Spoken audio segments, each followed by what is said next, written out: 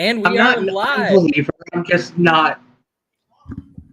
We're live, everybody. Thank you for joining the Love First Christians. This is our first topic study instead of Bible study that we're doing as a group. We've had some great Bible studies in the past. As always, these are open to the group and open to anybody who wants to join. So if you are hearing me now and you would like to be a part of this, believer or non-believer, we just love to have all kind of points of view in this. Along this Christ-centered topic, but I am joined now. You have met a few of these people here. We've seen Patty, we've seen Jason, we've seen Aaron, a little bit of Aaron. Aaron's a bit of a cameo whenever we get him, but yeah. But we're joined today. We're going to be joined by Trish, and we actually have one more coming on. I only know them as Bread, the Bread Pirate. I don't know their actual name, but I love the creativity in their name. But will be joining us as well. In fact, here is Bread right now. Bread, how are you doing? Hi. It's very hot. It is, but you know, this is my best blue shirt. Should I wear something a little less distracting? Oh, you're talking about the weather. Oh my gosh. Patty, that eye roll, I could feel it. You probably felt mine too. Jeez. But yeah, we have Bread and we have Trish. Now, I want to preface this. I invited them specifically to this episode. We're going to discuss something else potentially. And I don't want to say episode, I guess this conversation. That we're talking about messaging to non-Christians and non-believers. Now, that's all well and good with people inside the church, but I need some people outside the church to tell us if that's effective or not, because we probably inside the church have some biased views about what pulled us into the church. And listen, that's great as well. That's why it's a mix of Christians and non-Christians here. And so I just wanted to pull Trish and Brett up for us. And they're invited, of course, to all the Bible studies and anything they want to participate with. You are too. There's a link in the description to join our group. So if you're just curious and want to have like these types of conversations, you're welcome to join. But I wanted them here specifically for this one, if we were going to discuss this at all, because I think it's important to have the outsider's perspective. I have my points of view of what works well. I think Christians have a point of view of what works well. And I think by and large, that is actually wrong when we, with that. just in general. So now we I don't usually think it's don't always do like, wrong. well, not always. It is often wrong. And I try to be better. I fail at it a lot of the time. I will say, and I'm actually going to let everybody introduce themselves. Ordinarily, we don't actually do introductions, but I think with something like this, messaging is hard to collectivize and make it function well. Usually when you're broadcasting to the planet, the people who agree with you already agree with you. If you're going to change somebody's heart, it kind of involves like a one-on-one thing. So you got to bear your heart out a little bit. So I guess I'll just get us started. My name is Hody Johns. I love the Love First Christians group. I am a Christian.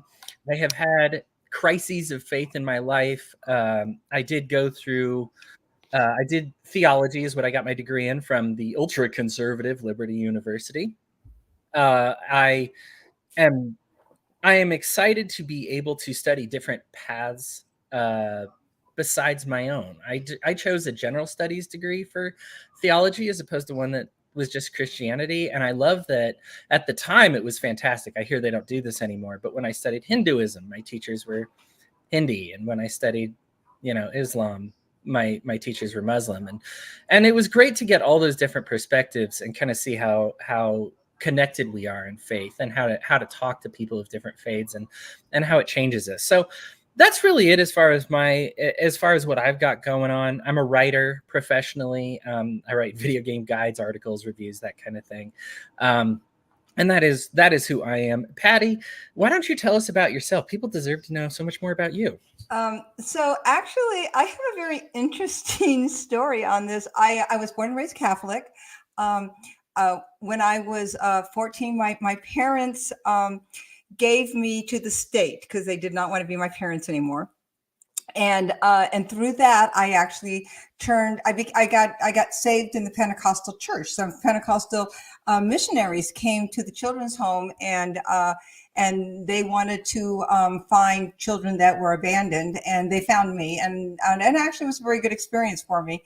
And from there, I actually joined a Christian ministry fellowship, and I became very involved in it. I went on a missionary program, and it grew very, very quickly. We were the number one quickest growing fellowship in the world at one time, and it turned out it grew so fast it became a cult, and I became one of the top cult leaders with my husband, and we actually had to destroy it because it was so awful and it was doing so much harm to people, which is why I think I'm so ultra sensitive to hurting people. And from there, I kind of like left churches in general, and then I finally went back into churches about 20 years later. And so I've been very tepid in organized churches because I see how quickly power corrupts and how quickly a church with all good intentions can change. And ironically, I'm a PR director in my real life, so I get paid to message. So again, I'm really cognizant about messaging. So yeah, that's me.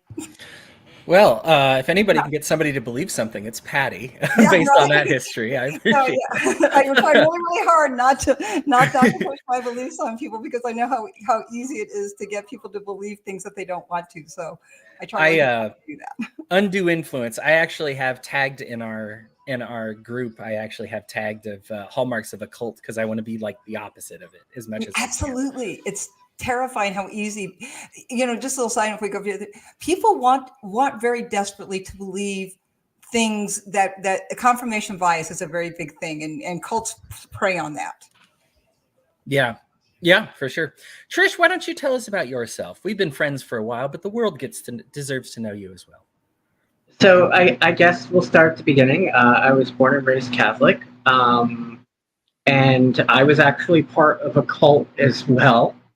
I am a cult survivor. I'm a treatment cult survivor for conversion therapy specifically, because I am trans. After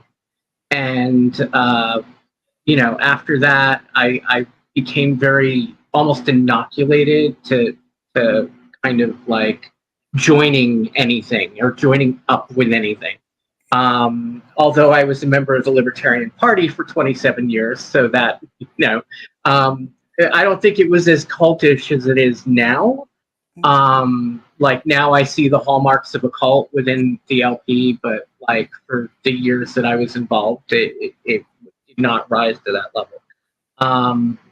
I am a Gaelic traditionalist. I'm pagan. I believe that and I have room for other people's gods. They can exist. Those are fine. I have my matron, which is survived over into Catholicism as Saint Brigid. But Bride is and she is the goddess of healing and engineering. And if anybody knows me, that is very apropos to my own life. So, that's pretty much where I am. Cool. Appreciate it. Jason, why don't you tell us more about you? Sure. I'll try to keep it brief. Faith stories, a little interesting. So I was born and raised in the United Methodist Church. So I kind of like to make the joke that I'm a cradle Methodist. The biggest, I guess, moment you could say I had in my life, I guess, as a deconstructive moment was in my during college.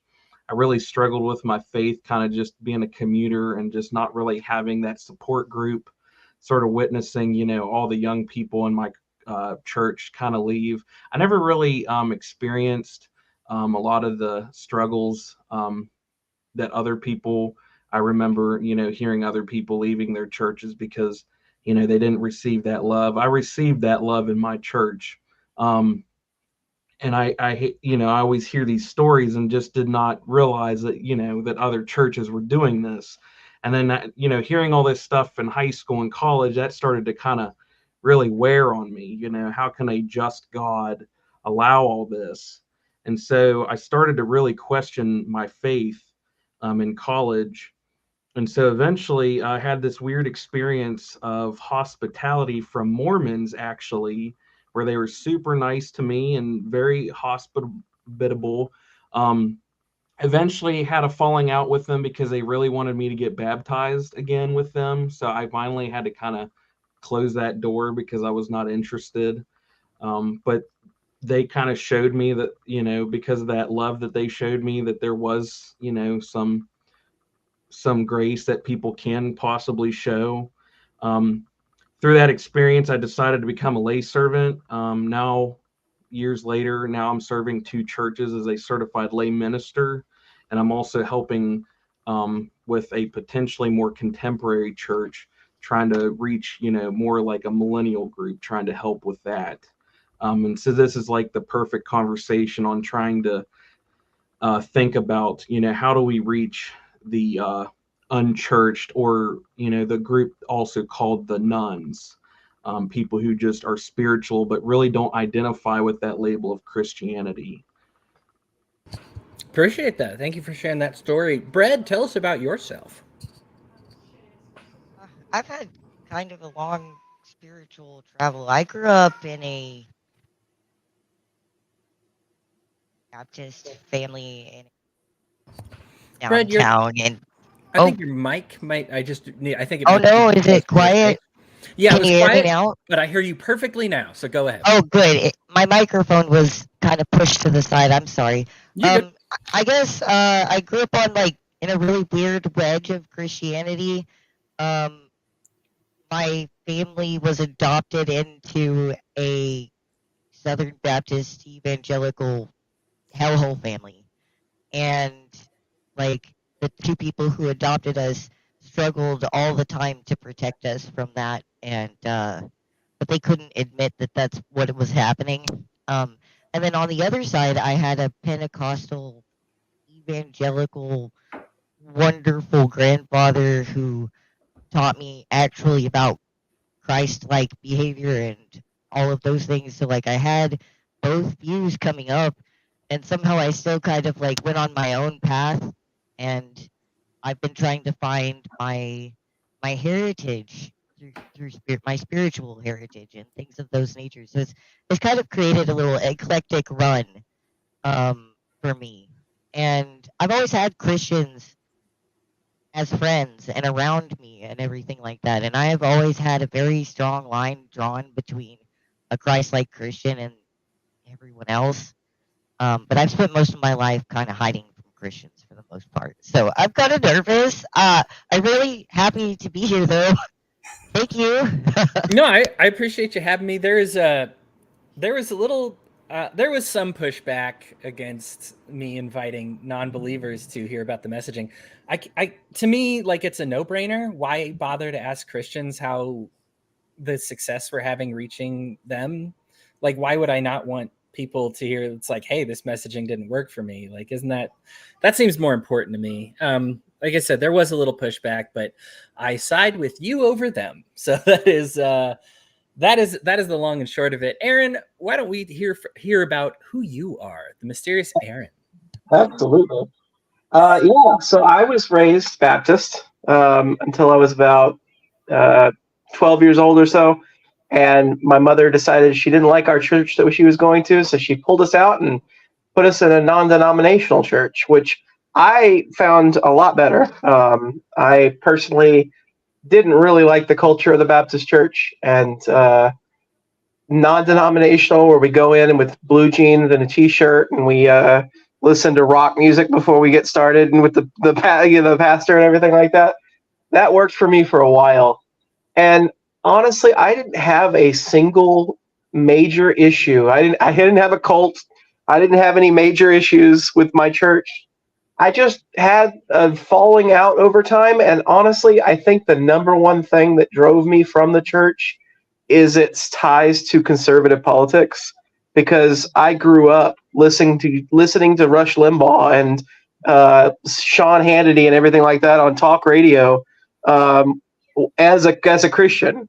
And then as I became more and more progressive, I didn't become economically leftist for a while, but as I became more progressive, and I started moving away from conservatism, I started getting more and more pushback in the church. Nothing major, no major flare-ups or anything like that, but it just it became less and less of a cultural fit. And I ended up staying away from the church for about a decade, where I just didn't have any sort of spiritual connections to anybody to speak of. And God brought me back in the most ridiculous way possible, which is appropriate for me. It was about 2016 or so. It was the height of Pokemon Go being released, and I'm sitting at a Pokemon Go stop, one of those things in the game, and a buddy of mine, or somebody that a stranger to me, pulls up in the car next to me. We're both sitting in our car. He gets out of his car and walks up to my window and asks me if I'm playing Pokemon Go too. And we ended up building up a lifelong connection. Still friends with the guy to this day. We live about an hour apart from each other. His name is Ryan. And he ended up bringing me back to the church through a program called Alpha. And that really resonated with me. And he introduced me to his Lutheran pastor. And I've heard that there's different kinds of Lutheranism and that not all of them are great. But the particular Lutheran pastor that I met, and then his connection of Lutheran people in his circuit, are fantastic people. And so my exposure to Lutheranism has been great. I don't go to a church or anything like that still, but I regularly go to Bible studies, including this one now. Yeah, that's my journey back to the faith. Awesome. Well, welcome back. I'll put a pin in what you just said, Aaron, because I want to talk about like the right things to do with the back half of this conversation. Let's like clear the rubble before we build a house. So what are some of the wrong things to do? Now, ordinarily, I mean, this is just a conversation. So I'm going to call on somebody, and if you have something to add to them, please just go ahead and converse. But I'm going to start with Trish, since you kind of have some experience with being in the church and then some negative things driving you away. Just real quick, can you give us one particular instance of messaging or behavior, whatever it may be, that was a driving factor away from the church, or anything that keeps you away today? I mean, I think that, and I'm going to be honest, the thing that keeps me away today from the Christian churches is that I have a very deep and abiding faith. It's not necessarily with a formal group, but, I've been in contact with people in my faith on the internet for a very long time. But, as far as what sort of drove me away, it was more the experience of having, being in conversion therapy, that like I was essentially told I was evil and that I was, going to hell. And I think that's the thing that actually, when I run across evangelicals online, especially, they're so willing to throw just that cruelty of, it's almost like it's it's like they claim it's an expression of love, but it's really an expression of hate. And it's like, I don't do hate. You know what I mean? That's not me. I'm a person of healing. I've spent my life trying to heal from the damage that was done to me, and found that, like, and it's like, look, I accept that you have your faith, and I support that. You know what I mean? And I think that because I'm very, supportive of my friends who are, who I consider good Christians like you. In the fact that, like, I have a lot of love for you and a lot of respect for you and a lot of respect for your faith, because, your God is not my God, and that's okay, because in my faith, there's room for that. There's room for loving people of other faith. You know what I mean? And I think that, and having studied a lot of the Bible, the impression that I got from the Gospels was always that it didn't really matter. As long as you live a virtuous life, as long as you treat other people with respect, you are honoring the sacrifice of Jesus Christ.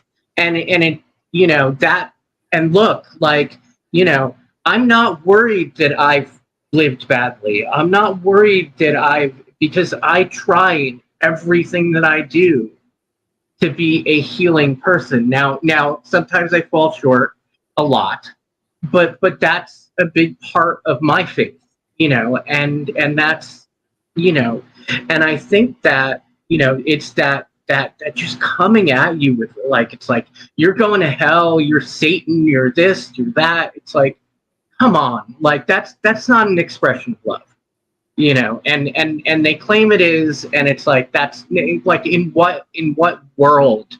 And I certainly don't want to live in that world, so that's Right. really what kind of, but my faith keeps me from, I explore other religions because I love connecting to other people, and that connection, and I think that's very similar to what drives you, is that connection is very sacred, and it's important. And I think that, if, from what I know about studying Jesus as a child, as an adult, is, you know what I mean, he would feel similarly. Yeah. Anybody have anything they want to add to that? Hell first messaging is a big turn off. Yeah. I think we keep getting told this as Christians, and for some reason we keep, like, it doesn't register for, like, we can't not do it. It's like, for some reason we must tell people about hell. I don't care how few verses it is or how weird kind of the translations are. We must do it. I do want to say this, just to be clear. Christians that attempt to redefine love are attempting to redefine God, because God is love. Also, the Bible tells you what love is.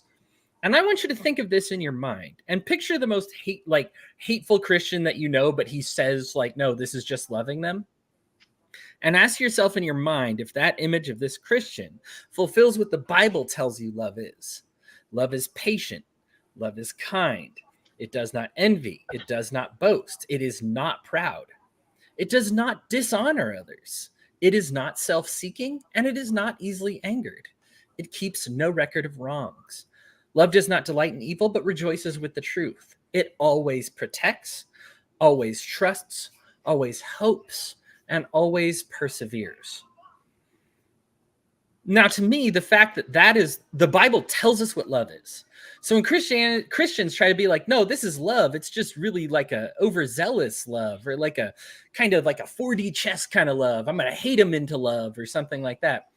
The Bible tells you what love is, and you're going counterintuitive to it when are not counterintuitive. You are literally contradicting the gospel and who God is when you attempt to redefine love as something hateful. We can call hate what it is. That is something that's also spelled out in the Bible. And it looks a lot more like those very they call themselves zealous or whatever they want to say, but all those very anti-GSM and, bigoted Christians. Let's call it what it is. The nationalists, right? I don't want to say all the evangelicals, because there are some good ones out there, but that kind of authoritarian evangelism that doesn't vibe with the Bible. Well, the argument they use is, I'm trying to keep you from going to hell. I love you. That's why I'm telling you this, right? I mean, that's the argument, and that's why I'm doing this, right? And Trish, I know how you feel. I honestly do know how you feel, and because when I was involved in that cult, and when my husband and I were trying to get out. When it started, it was good. It was pure. I mean, it was. But things get corrupted, and anybody who says they can't be corrupted, you're a liar. You can be corrupted. Anybody can be corrupted. And we watched this church get corrupted, and we just wanted to leave, right? We just wanted to leave, and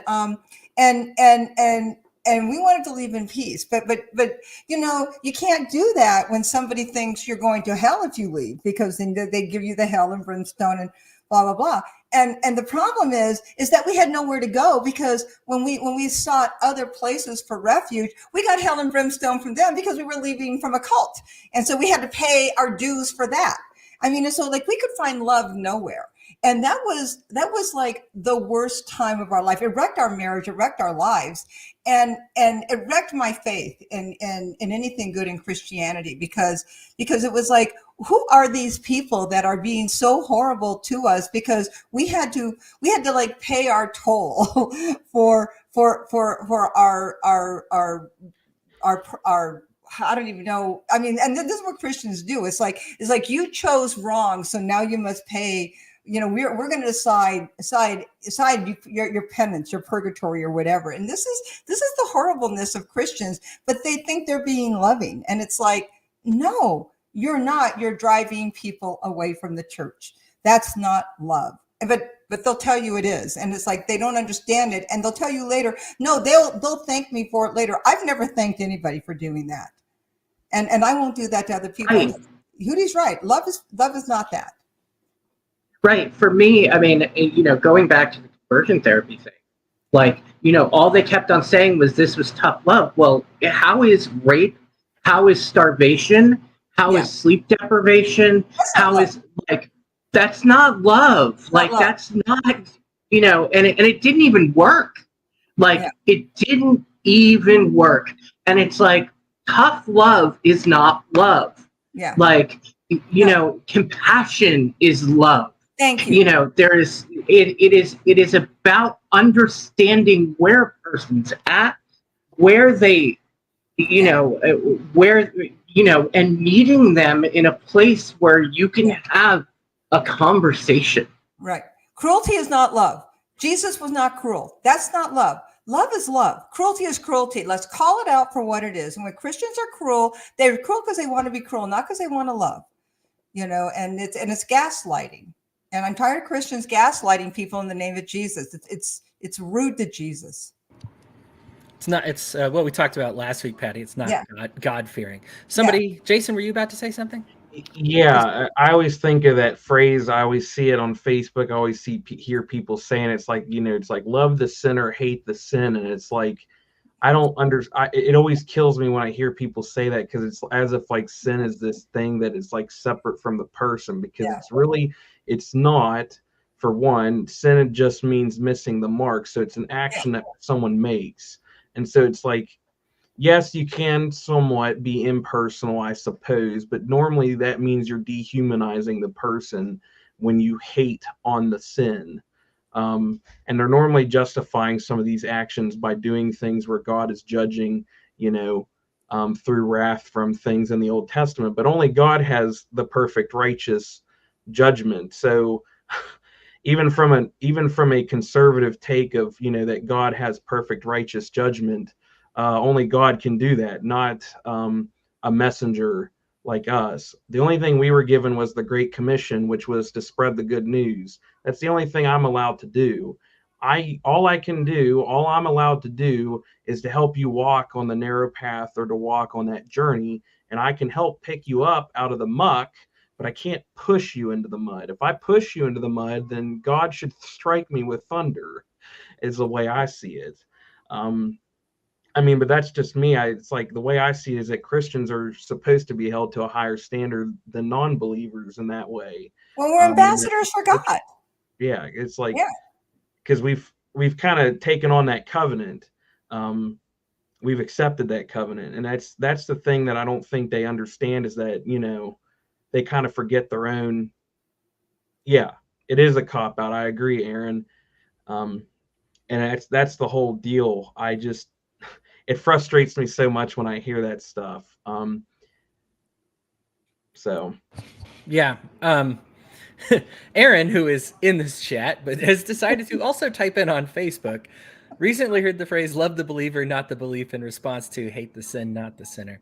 I like that. Make love your rock, as opposed to, because when you're looking for an excuse for something to hate, you've started with hate. What do I get to hate? Oh, well, don't hate the sinner, but do hate the sin. No hate. Love the believer. The belief will be what it will be, and focus on that love. Yeah. If I could jump in for a second, Please. I never want to interrupt, because there's a good conversation going, and I'm like, I don't know if what I'm going to say is going to be worth it, breaking up the flow. No, the thing that kept coming back to me is when you asked the question of what is a great example of bad messaging that drives people away. It's mingling earthly politics with the church. I can't think of anything that's more disastrous to people's faiths than having your pastor tell you what to believe politically. I mean, that's what drove me away from the church, and I imagine it's the same for a lot of people. And I was trying to think. I had something poignant, but I lost it. But anyways, that's yeah. If you think of it, please chime back in. Sure. Brett, I Sure. want to. Anything you wanted to say about Hell First messaging? No. Okay. Uh, Oh, there you are. think- Yes. sorry, I think I have a little bit of a delay. I'm sorry. I mean, I totally agree with the whole covering the whole like hellfire and guilt and fear and everything like that. There's also something that like poor people, like us poors, have had to encounter from the Christian church all over the United States. I've seen it all over the place where instead of just offering aid like Jesus would, they basically require you to go through all these hoops and at least pretend to be Christian so that you can get food. Um Yeah. like it carries a lot of bitterness and people begin to not trust because like it's kind of coercive. It's very coercive and people don't like that. Um I mean, aside from that, like I think everybody pretty much covered everything. It's just there's a very entitled coerciveness to a lot of mutual aid that comes from the Christian church, the theocratic Christian church. And I think that people need to be a little bit more aware of that. Like I know that that y'all want to bring people to God, but you can't just be like, come to God or you starve." That's messed up. Yeah. Healing. There's a reason that we're told that Christ did not speak scriptures to the people he witnessed to, and instead only spoke in parables, and focused instead on healing them. And to me, I wonder how much more impactful Christians would be if we put the work in. And I think that's going to get into the positive messaging. I'm not ready to go there yet. And I wanted to bring up what Aaron talked about. We can talk about that for a minute as well, because this is what led to me leaving the LDS church was when they started. It used to be we give you the spirit, spiritual nourishment, and wherever the Holy Spirit takes you from there. Okay. They dropped that policy. They dropped it for weed of all things to tell us what the Bible says about weed and how we should vote on that. Didn't even work. I mean, it it even passed here in Utah. So like it wasn't good tactful, and it also wasn't good theologically. But they did that. But after they popped the cork on that, they just did it with everything. Gay marriage would get on the ballot. And they'd be like, the First Presidency would like to tell you what they think. They wouldn't say vote this way. They would just be like, we wanted to remind you that the Bible says this, this, and this. And then it would be like, oh, okay, well, I know what you're doing then. You're telling me that I have to vote this way. We read over Acts this past week, and I was astonished at how the battle between Stephen and Saul was the battle between the law of Moses and the Holy Spirit. And there was just, it's been that way since the beginning of Christianity. People that couldn't accept that anything would override the law. That when Jesus would get up and do the Sermon on the Mount and said, you've heard it said this, but I'm telling you this instead. That law is flawed. There's just no good way to legalize your way into morality. And so when they just tried to be like, hey, here's the law, as opposed to here's what the Spirit tells you to do. And then especially since Jamie and I just had such a strong spiritual testimony that it was okay for gay people to be gay. Like that is where the Holy Spirit took us when we thought about it, prayed about it, when we studied what love was, when we studied the fruits of the Spirit, because it said by their fruits you shall know them. That doesn't mean that like the results of everything are going to be good. But Galatians tells us what the fruits are: love, joy, peace, forbearance, kindness, goodness, faithfulness, gentleness, and self-control. And I looked at the people who I knew that were believers and in a gay relationship. Gentle, yes. Self-control, yes. Full of faith, full of goodness, full of kindness. All that, right? Like fulfilled all the fruits of the Spirit. And I looked at the faith of the fruits of the people, because I don't want to judge people. I don't want to judge their faith. But I looked at the fruits of the people who spoke out against them. No self-control, no gentleness, no goodness, no kindness, no joy. no peace, like just nixed. And so when Jesus gives me a standard that says, yeah, if the fruit is good, the tree is good, and if the fruit is bad, the tree is bad, then we had this just revelation that we're like, well, then quite simply, I mean, even when it talks about the fruits of the Spirit, it says against such things there is no law. That if I have a gay couple or a transgender person who is expressing gentleness, self-control, faithfulness, goodness, kindness, all that, right? Joy, love, peace, forbearance, all of it. And I have somebody against them who is not doing that, and that is their fruits, then the Bible has spoken. It tells me in the passage, this supersedes all those other laws. Patty, you and I talk about this often. The passage says, love thy neighbor as thyself. These are the most important commandments. And all the law and prophets hang on those. So as soon as the law fails, as soon as you think you've got the big gotcha with the anti-gay verse or the anti-trans verse or whatever you think you've found, run it by the test. And if it fails, then strike it from your mind, because the Bible tells you what goes in and what doesn't. And so when I just look at the fruits of the Spirit and I look at what the Bible defines as love, and then I look at the people who are being victimized, and I say, these people embrace gentleness, self-control, joy, peace, and these people reject it completely, then the Bible has spoken as far as which one is righteous. And when the church tried to tell me otherwise, I said, I'm not going to do it anymore. So anybody else want to chime in with politics or anything like that, trying to interfere with your faith? Yeah, no, I remember what I was trying to say earlier in regards to politics and religion intermingling. I can't remember if it was this Bible study or if it was my other one, but long section about the parable that Jesus was saying about render unto Caesar what's Caesar's. It's not just about the coin. It's about the entirety of we don't belong with earthly politics necessarily. Like the church doesn't need to be involved with earthly politics. Render unto Caesar what Caesar is also saying the Roman law is not our law, and vice versa. They're not going to have to revolve around Christian values. Those should be. I mean, to me, it's a pretty strong argument for separation of church and state. Well, and another argument for church and state is that, Jesus said it, right? I mean, the one thing, like Peter repeatedly tried to get Jesus, the apostles repeatedly tried to get Jesus to take his throne on earth. And Jesus kept saying, nope, this isn't my throne isn't here on earth. Stop it. You're not grasping where my throne is. And I said this last week. I mean, like the one takeaway we should have from Acts is that Jesus continually tried to solidify that his throne wasn't here on earth. It wasn't about politics. It was never about politics. People who try to make Christianity and Jesus and God about politics is that you're going about it all wrong. It's not about politics.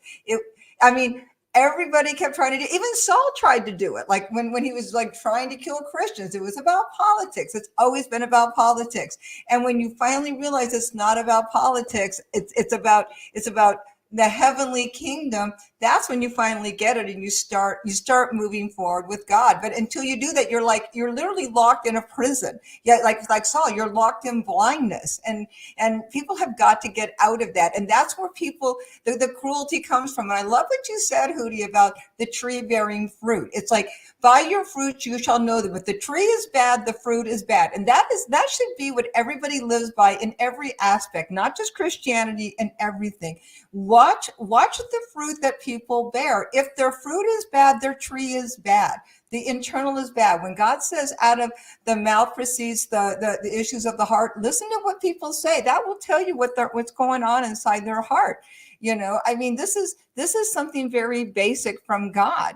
And it matters. And this is why it's like, you've got to like the church has got to get their head out of politics. And boy, Aaron, when you were talking about politics, I heard you, because that's one of the things that made me crazy about churches too, is that churches have got to get out of politics. I don't go to church to hear about politics. I go to church to learn about God, and I can make up my own bloody mind about politics. And it's none of the church's business what I believe politically, and I don't need anybody talking to me about that. That's entirely different. I render unto Caesar what is Caesar's. I render unto God what is God.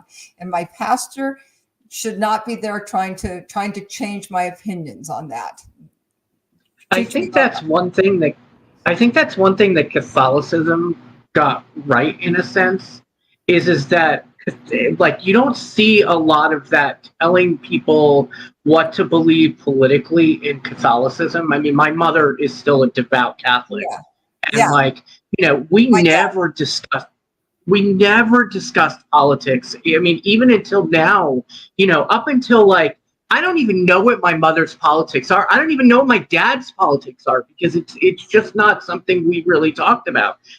Up until I didn't even know they voted for Hillary Clinton in 2016 because of the Pulse shooting, essentially. Like, because they felt that, voting for Trump would bring more of that. And it did in many ways. You know what I mean? And they worried about me, even though they never really, like, express that, because that's not my parents. They're very stoic. But it was my aunt who told me that my dad said, well, what if Trish was,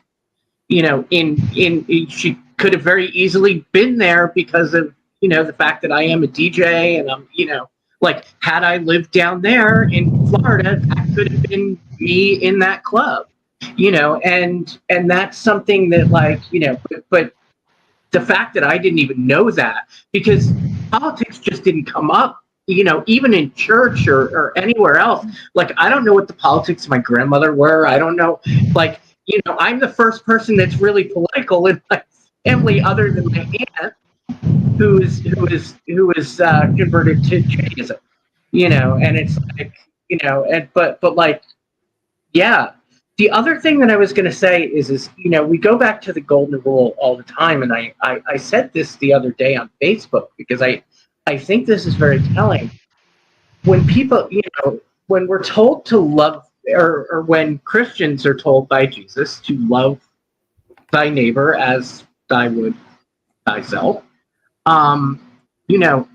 what type of self-hatred does it take to be that cruel? If you are treating others as you would treat yourself, well, then wow, like, in some ways I feel more sorry for these people, because if you feel that, like, I had to do a lot of soul searching to get where I am, to have transitioned and things like that, and I did so because I wanted to love myself.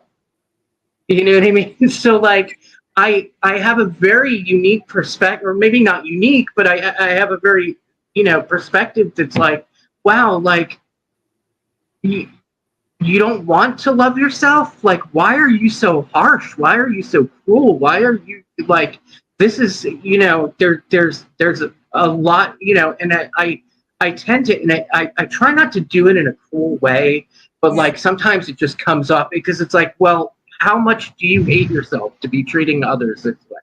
Like, it's really, I kind of hope sometimes that maybe that'll get through, because it's like, look, like, I want you to find your faith, in Christianity, if that's where your path lies, and because I have room for that in my beliefs. You know what I mean? And I just want you to be a good person. I want you to love. I want you to be charitable. I want you to be compassionate. I want you to find those things. Right? Yes. Yeah, because you can feel that they have no peace because of how hard they are on others. What do they think about themselves? I mean, the harshness they must live under in their own lives, it just breaks your heart, right? Oh, it's really sad. And it's like, once you get past that initial anger of being attacked, like, it's like, hey, I didn't do this to you. I'm respecting your faith. Yeah. Like, I believe that you have a right to have your faith in your God, and follow your God's laws, and I understand what those are because I have spent a lot of time trying to understand other people because I am a person of healing. You know what I mean? And that, that's part of my faith. And it's very hard to watch sometimes because the amount of it that I see now is overwhelming. It is overwhelming to watch and overwhelming to see. There are times, and because of what I do for my job, and I can't go totally into it, but essentially I do research for pro-trans causes, to kind of protect ourselves. Yeah. But I see a lot of evil, and it is very hard. And I see these people and the anger, and it's like, well, what did we do to you? Like, Yeah. we just want to love ourselves. That's it. That's all we want to do. Yeah. Brad, let's turn to you. I want to ask you about maybe a message or a situation you've heard that have kind of driven you away, or something that turned you off to Christian messaging. What, in a political sense? Like, No, just pretty in much all. Well, I've been actually wanting to pipe up, and I was giving everybody a chance to talk, but like, there are instances, and this is kind of off a little bit, but I hope that's okay. There are instances where I think that the church does belong in politics, and I don't think that it's in the ballot booth. And for all the talk of how Jesus would teach people against the state when the state did things that was against goodness, I have watched places that have where the ground has been blighted by evil and hate bloom into gardens while pastors tread amongst the people. And that is where y'all need to be. Y'all need to be out there helping us fight against all of this. And you need to be shining bright and, flip some tables over. Not literally. I would never advocate for that. I love the state or something, blah, blah. But like, seriously, the one place where I have been most inspired by Christians in the past 4 years is watching them work on the street trying to protect people from the politics. And that's where the church belongs. That's where Christ-like people belong, fighting against the hatred that is emboldened by the politics. And Could you give an example? well, okay, I've been following two pastors here locally ever since a little bit before 2020. But when the George Floyd protests hit the ground, these people were on the ground with these people, and they weren't telling them how to vote or anything of that nature, but they were speaking the word of God. They were applying it to what was happening, and they were applying it to drawing the community together and to protecting each other and to lifting each other up and to saying no to all of this hatred. And it can be so inspiring. I've watched pastors be able to stop entire protests with like hundreds, if not over 1,000 people in them, and just like, dude, it reminds me of the stories of Jesus on the hill. Like, that's where y'all need to be, and that's where y'all belong in politics, because right now we are all in a dark place. This reminds me a lot of when we message, our selective silence speaks so much about us. When we are, there was a video the other day with a singer who's, I want to say clearly gay, but some kind of pride event or whatever, like a cop hat and like a unitard. I'm not sure what to call it, but like, black straps or whatever. And the guy's up on stage and singing, and there's like 20 people like laughing about it. And then there's like 60,000 Christians who respond to this and just being like, it came up in our liberty circles because they were like, hey, libertarians, is this really what you want? Like, society that's free is going to allow this. Is this really your highest doctrine? And I'm just like, man, you've got videos of cops sweeping homeless people off the streets. You've got pastors getting up there talking about how they want to crush their enemies with the political sword. You've got judgment for days. It's the number one thing since I've been born. What non-believers think about Christians, number one has been that we're judgmental. That hasn't changed. We are the outside of, well, I guess the home, but outside of schools, we're the second highest sexual assault rate is in churches, and nothing to say about any of that.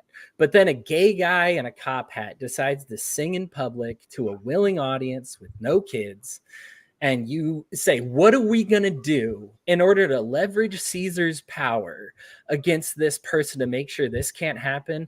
Christians, your selective silence says everything when you choose to chime in on that. Now, listen, I don't think it's a sin, but if you do, your selective silence says it all, that this is the greatest sin, and your pastor molesting your kids isn't worth a comment.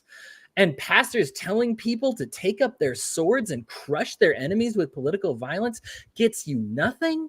And dismissing foreigners, I mean, blatant biblical contradiction to go against foreigners and the less fortunate and the poor. And you say nothing, but a gay guy singing gets you out and thousands of you feel the need to comment about something.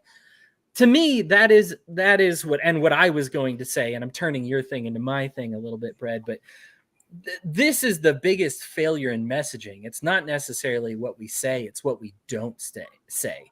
I think people would be tolerant even of the bigoted Christians if they were any at all consistent about being like, no, this is what the Bible says. Now, I'm not a bigoted Christian. I don't like that. I don't agree. I think their revisionist translations are problematic, and we can get into that on a different conversation. We're doing more of these topic studies, so maybe we'll get into like homosexuality in the Bible or something like that. I'd be perfectly willing to discuss this in public. I've done a lot of research on this one, looked at a lot of languages. But barring that, even if you think it's a sin, I mean, this is judgment. This is something the apostles approach Christ 3 times and say, how do we get into heaven? And all 3 times he doesn't say, believe in me. He says, stop judging other people. Stop it. And they can't stop. And so to me, this says what you don't say says so much about who you are, because we see what you do say. And if homosexuality or trans people really bothers you that badly, but like taking advantage of the homeless or using political violence against your enemies doesn't, you're reading a different gospel than I am. This is a different Bible. At this point, you don't even care about translations or words. Why should I even bother to talk about what your Bible really says about homosexuality? Because you don't care what it says, even in your language, about the poor or foreigners. We just have nothing in common. And so when people get this view, and Christians, I mean, we got to own up to it, man. The evangelicals are pushing Christianity along here in the Americas, and they're making it say and do some terrible things, and they're not getting nearly enough pushback. And when you hear about a pastor that takes advantage of kids, that should net you 1,000 posts before you post one about a gay singer. I mean, just being real, right? Yeah. That's how I feel. Yeah, and when I talk, sorry. Sorry, you can go ahead. Oh, I was going to say, when I talk about politics and religion, what I'm talking about, and just, because I don't disagree with what's been said here at all. I'm talking about, believing that God is installing certain administrations, that this administration is better than that administration. So vote for this party over that party because that's the party of God. That's what I mean, where you keep politics out of it. I agree. I'm a civil rights activist, and I make no apologies for that at all. And I believe that Christians, that if again we go back to your tree, if your tree is bearing good fruit, it'll show, and that means protecting people as well as anything else. And if you see people being treated differently because of their race, sex, national origin, religion, disability, age, any of that, I mean, Christians should be the first ones to stand up for that. That is your charge by God. Treat your neighbor as yourself. I mean, absolutely. So I don't disagree with any of that. And when people get, again, outraged with some guy in a top hat, but not outraged over the molestation going on in the church, that just boggles my mind. But Right, right. It's like that whole thing blows my mind. Yeah. It blows my mind, and it blows. And there's a saying that every accusation is a confession. Yeah. Like, they seem so willing to throw this whole groomer thing at us. Like, it's like, Yeah, no. right. What do you know why we feel so strongly about kids being able to transition young? For several reasons. One, we don't want them to suffer the way that we did. It's compassion. It's compassion. It is totally about compassion. And when they don't want us to show, to be out, to be proud, to be, to know, to love ourselves and show it, you know what I mean? Then it's really depriving the kids of learning that they can love themselves in spite of those things that they're being told are going to send them to hell. Like, you know what I mean? And it's like it's not about, look, there's none of this. We don't have an ideology other than trying to make sure that they don't go through what we did, that they're not put in conversion therapy, that they are not, told their entire lives that they are hated because of who they are. Like, we don't want that for any child. It's about love. Look, are there parents who are kind of like autism parents where like it's like Munchausen syndrome by proxy? I do believe there is. Like, I have seen it. I have seen parents that are like, oh, my trans child, and the child is obviously not expressing crud. Like, you know what I mean? Like, it's very like, and I have seen that, but they are so few and far between. You know what I mean? If you love your child, you will want them to love themselves. And, there are people in our community that Hody and I know specifically that have trans kids who had to face this and had to be like, do I want my kid to hate themselves, or do I want to love them until they love themselves and help them love themselves and help them grow and help them find themselves? And they are some of the most incredible parents that I know. You know what I mean? Like, I look at them, they are my family now because I have adopted them because of how they treat and raise their kids. Yeah. Yeah. Jason, we haven't been to you. You want to tell us anything, any wrong messaging you think you see? And then we'll get to Patty, and then we'll start talking about positive messaging. Yeah. The big thing, I'm trying to think now. I had it. I do at least want to follow up on what you were talking about wrong messaging on how we don't police our own. I do agree that is probably one of the biggest things, and that was one of the things that I really struggled with growing up, and it caused me to really struggle in my own faith. This, because it even says in Scripture, that it's like, it isn't my responsibility to judge outsiders, but it certainly is your responsibility to judge those inside the church who are sinning. And so if it says that, now, yes, that can be abused one way or the other, but it goes both ways. So it's like, if the evangelicals aren't dealing with the people who are abusing the gospel, and we're not policing our own, and we're being silent, we're not listening to Paul, who's saying to deal with the people in the church first before we deal with the outsiders. And so that's one of the things I've always been bothered with. I still see it now in the churches.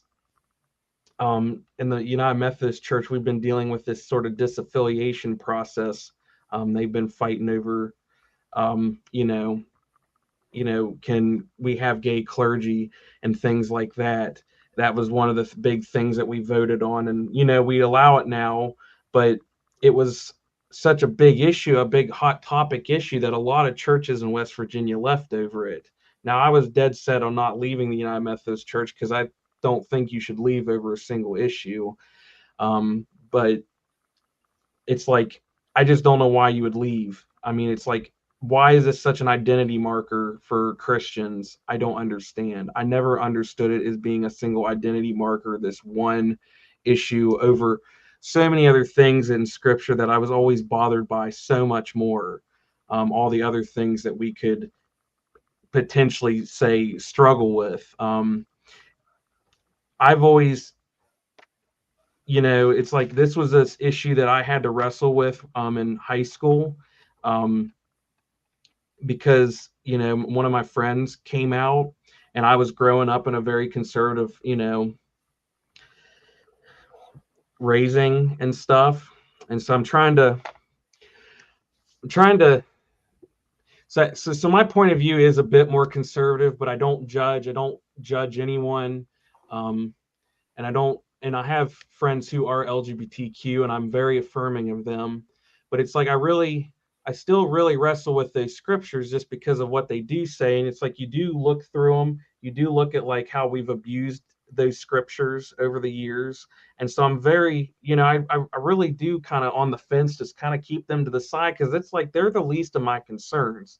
There are so many more things in the world I'm more concerned about than what two people are doing in a bedroom, so to speak. It's like look at all the other injustices that Christ talked about. Christ talked about justice all the time, and so it's like I kind of struggle too, even like with the idea back and forth of like Christians not being involved in politics, because there is that component where Christ talks about justice, and we're so apathetic about justice in the church. Actually, that's one of the things I think we struggle with, is like, there's like, we don't talk about religion and politics, and we're just incapable of seeing other people for their different views. You can't have an intelligent, rational conversation for someone being something or with a different identity or with a different background of anything.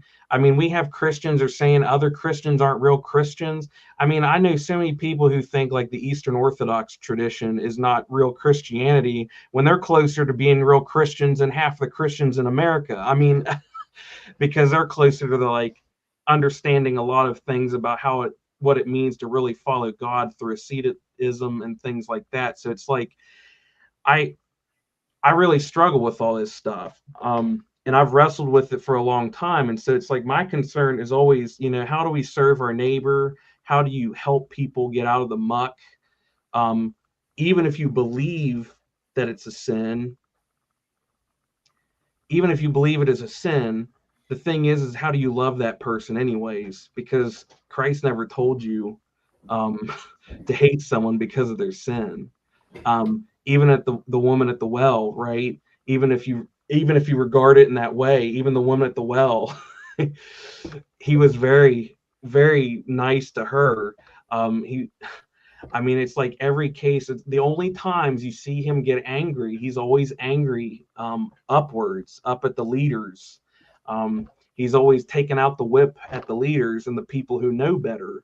And so the only time I find myself angry is at the people who should know better, the church leaders. And so that's what I really struggle with. It's like people want me to have this sort of like, I have to have this orthodox view about all these things, and it's like, Jason, you can't have these appearances that you're affirming this or that.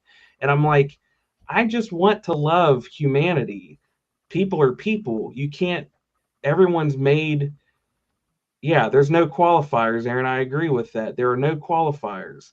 It's like I am a sinner.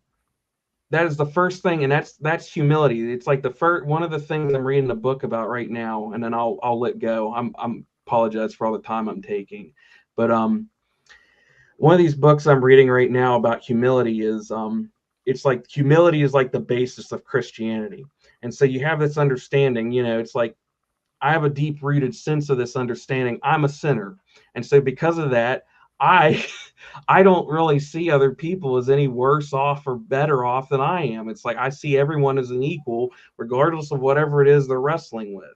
It's like the only reason people have a problem with, sexual sins is because some of them are more obvious, when people come into a church than others. It's like you don't notice the alcoholic walking in because they might keep it hidden. They keep their stash hidden. But that's the issue. It's like it's all about appearances. Everyone cares about your Sunday appearances, and that's the least important thing about Christianity is appearances. And Christ made that quite clear. The last would be first and the first would be last. I said this to somebody the other day, that a lot of these people have become the Pharisees that Jesus Christ rallied against. The orthodoxy, the rules that if you read about who the Pharisees were and what it was all about the Jewish law. It was, everything was prescribed and everything, but yet they were hypocrites. And that was what Jesus had a problem with. And these people have become those Pharisees. I want to say this. I love that Jason actually wrote down, you got to it as you were talking, but that when Jesus got to be harsh with somebody, it's the inside. It's not the outside. Now, is Caesar objectively worse than Peter? Yeah, of course, right? But the thing is why this goes to answer this other scripture, and this is a conversation I've had with many Christians. Why is it we're pulling a plank out of our eye to help our brother with their speck? And they say, well, what if the roles are reversed? The roles are never reversed. Never. Because what's the biggest problem? A small sin inside the church or a big sin outside the church? We're told that a big sin outside the church is nothing. Jesus sent his apostles to places they couldn't speak the same language as them. They didn't have the same religious backgrounds as them. Sent them all over Ethiopia, India, Pakistan, Russia, England, Rome, all over the place. So, yeah, you don't share the same customs. You don't speak the same language. Guess what? You're going to get a big time church founded there. Those churches, a lot of them, a huge tradition. They existed all the way back till they can trace their lineage back all the way that far. Because these people had such a powerful faith that they didn't need, it's not this Christianity today, which is if you have a rainbow flag, I'm going to become an atheist, though. My kids are going to become atheists if I see a rainbow flag. If you allow the immigrants in and they don't believe the same faith I do, that we're going to lose our faith all of a sudden. That's not an issue. Christianity says open the doors. Go put yourself in the middle. Be the only believer in the middle of a bunch of non-believers. And your faith should be strong enough that it transforms them into believers, that it transforms their lives, because you bring such healing and goodness and love and understanding and compassion that even if you don't have the language in common, you're going to find ways for them to become believers, right? But the plank is always, so their speck is always a speck. Even if it's we like murder, cannibalism, whatever it may be, it's always a speck in their eye. It's not a good thing. The speck still exists, but it's always a speck. Versus evil within Christianity. Oh, it's small. It's just a little judgment. What's that compared to this? That will capsize this faith. That any sin that you have, you may want to make it smaller than it is, but Christ didn't leave room for that. It's all planks in our eyes. The way Christianity succeeds is not to write letters to Rome. What did Paul do instead? He wrote letters to the Christians. You fix yourselves, and that will change the world. You don't fix the world. Fix internally, and that will take that plank out of your eye, and the speck is so easy to remove from other people's eyes. So easy at that point. If you struggle with it, you still have a plank in your eye. And I wish that Christians would look internally more on themselves. So, Jason, I'm glad you bring that up. Patty, let's go with you, an example of bad messaging that you recognize, and then we can get a nice round table on good things. Oh, my gosh. Well, because I think everything Jason said, everything you said, everything Trish said, I totally agree with all of this because, to me, the worst messaging that Christians have is messaging. Because most of the time they're talking about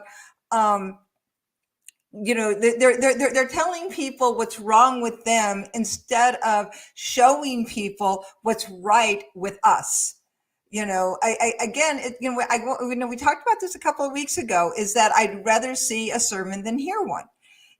And this is something that I was raised with. I go back to my grandmother, but my grandmother was such an incredibly deep inspiration. And by the way, I just want to say this, we should all aspire to be somebody that somebody talks about 20 years after they're dead, right? Because my grandmother's been dead for 20 years, and I still talk about her as being the greatest inspiration in my life because she was so good. She was so kind. She was such a wonderful person and the most spiritual inspiration in my life. And everything I believe about God came from her because of how godly she was. And we should all be that type of a godly person, because I can't tell you all the sermons that I heard, but I can tell you every time she did a kind, decent, wonderful thing that inspired me to want to be a kind, decent, wonderful person. And she always attributed it to her faith in God. And that to me is great messaging. But in contrast, bad messaging was always the opposite of that. When somebody would tell me I was going to hell because I didn't believe this or I didn't believe that, it's like when you talk about the plank in the eye, it's always internal in the church. And I talked about this again the other day, like the last one, about the eloquent gaslighting that churches do, and how you try to argue people out of their belief or argue them into a belief. Don't argue anybody into anything with God. If you have to start arguing people into believing something about God, you've already lost the discussion. Nobody has to be argued into God. God doesn't need your arguments. God doesn't need your lies. God doesn't need your gaslighting. God doesn't need any of that. God, all you have to do is be godly, love people. That's it. I mean, this is how Jesus did it. And if you think you have to help Jesus win people over, you really have a problem with what Jesus was and who God is. And that's where I think bad messaging is that people don't understand. They're not Jesus. They're not God. He doesn't need your help.